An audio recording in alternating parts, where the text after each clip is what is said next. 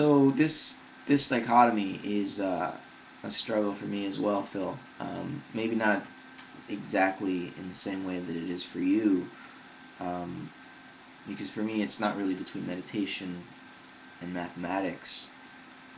It's more between analytic thought and synthetic thought. Um, between uh, religion in the highest possible meaning of the word, and science in the highest possible meaning of the word. Science typically takes things apart. Um, Religion brings them back together. And the interesting thing about what I'm studying in school right now, which it's a multidisciplinary thing, but it's basically cosmology. Cosmology is the science of the whole, and so it's uh, analysis and synthesis, and it kind of marries these two seemingly incompatible sides. But I don't think they have to be incompatible, though. We can balance the two. We just have to recognize their essential relationship to one another. I mean, when you meditate, you appreciate your relation to the world and the essential oneness of everything.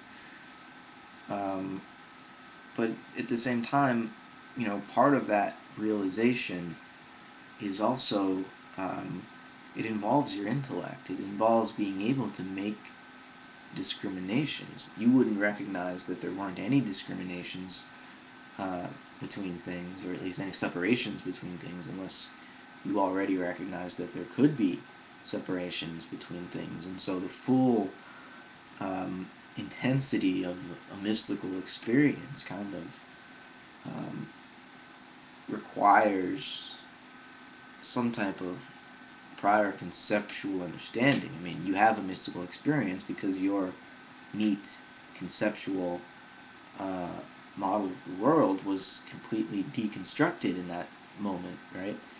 Otherwise, it isn't powerful, it isn't transformative. And I think as we, you know, if you know that you are a mystic just because your experience pushes you there, um, then at least in my experience, life is kind of this constant process of you know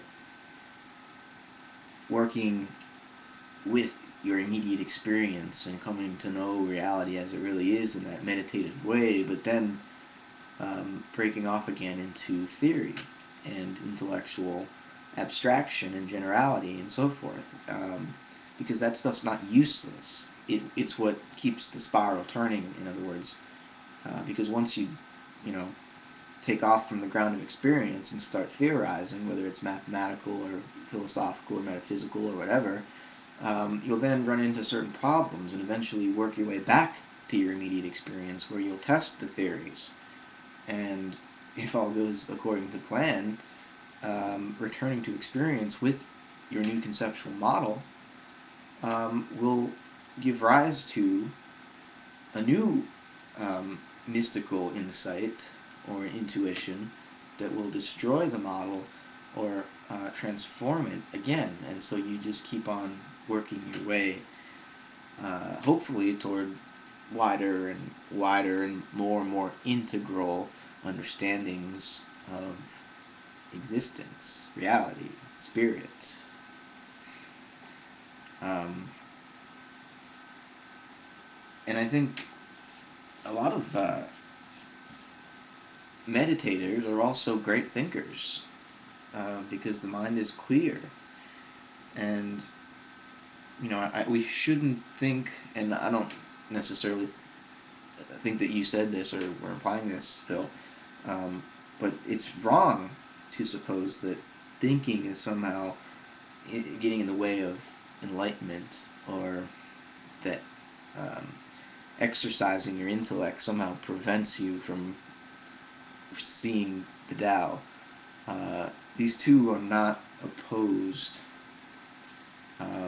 Prickles and goo always co-arise, right, like everything else.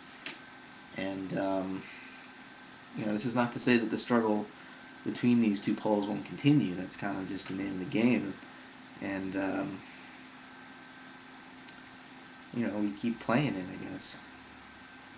Sometimes it causes us to suffer, and sometimes we get great enjoyment out of it. And again, hopefully, as the spiral keeps developing, it gets wider and wider, and we suffer less and less as we continually test our ideas with our experience.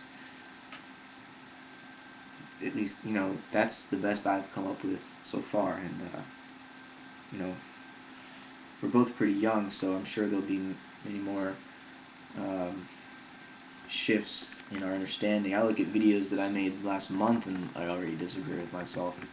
I'll probably, I make a video and 10 minutes later disagree with myself sometimes. So ideas aren't fixed, and of course they should always continually be checked by our direct, immediate, meditative, wakeful awareness. And just the fact that you're aware of these two basic components of life shows that you're doing what you need to be doing, because that's pretty fundamental, and it shows that you're not leaving one or the other out, which is important. So thanks for posting your thoughts, and keep them coming, and I'll try to respond to as many of them as I possibly can. Take it easy.